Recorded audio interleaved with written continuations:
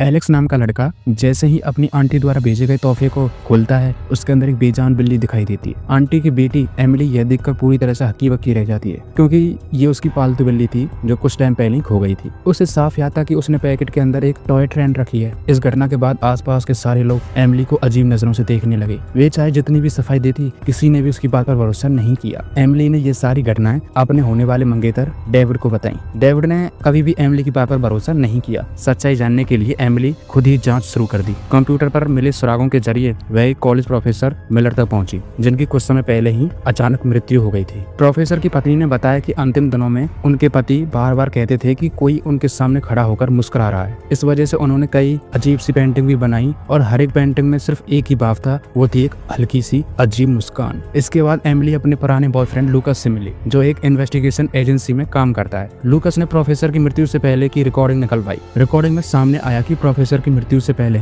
उसी तरह किसी और व्यक्ति ने उसके सामने अपनी जान ली थी और उस व्यक्ति के चेहरे पर भी वही मुस्कान थी, बिल्कुल उस रहस्यमय लड़की जैसी। इससे एमिली का शक और गहरा हो गया। यह कोई साधारण घटना नहीं थी, बल्कि एक फैलने वाली रहस्यमय शक्ति थी। अब अगली बारी उसी की थी। एमिली यह सच्चाई डेविड को बताकर साबित करना चाहती थी कि वो ठीक है, लेकिन जैसे ही वह घर पहुंचती है, उसने देखा कि डेविड एक साइकोलॉजिस्ट के साथ उसकी हालत पर चर्चा कर रहा है। गुस्से और दर्द में एमिली दरवाजा जोर से बंद करके बाहर चली जाती है। वह अपनी बहन सारा के पास पहुंची और बताया कि वह बिल्ली उसने खुद नहीं रखी थी, बल्कि यह उसी रहस्यमय शक्ति का असर था। लेकिन सारा को भी लगा कि एमिली को अपनी माँ की तरह मानसिक समस्या हो रही है। उसकी बात पूरी होने से पहले ही सारा ने उसे वहां से जाने को कह दिया। एमिली जब गाड़ी में बैठी तो सारा उसे रोकने के लिए बाहर आई, लेकिन एमिली इतनी टूट चुकी थी कि अब घर लौटने की हिम्मत नहीं बची थी। उसे पूरी रात गाड़ी में ही बितानी पड़ी। इसी दौरान लूकस ने उसे एक अहम जानकारी दी। जांच में पता चला कि अब तक ऐसी 20 समान घटनाएं हो चुकी हैं। हर मामले में एक ही पैटर्न था। हर व्यक्ति पिछले मामले का प्रत्यक्ष गवाह था, लेकिन इनमें से एक मामला अलग था। एक ऐसा व्यक्ति जो इन घटनाओं के बावजूद